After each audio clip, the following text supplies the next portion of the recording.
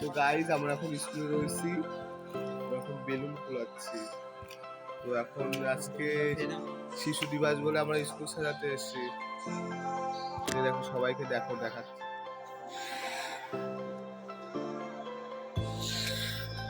স্কুলে বেড়ে যাবো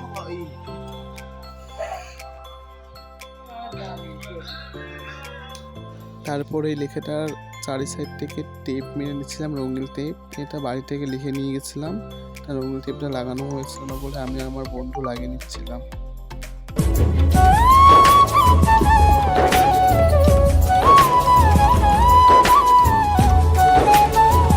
তো এইদিকে আমরা এসছি সাজানোর পরে তাঁবু টানিয়ে নিচ্ছিলাম, তার জন্য মাটি খোঁচা হচ্ছে এখানে।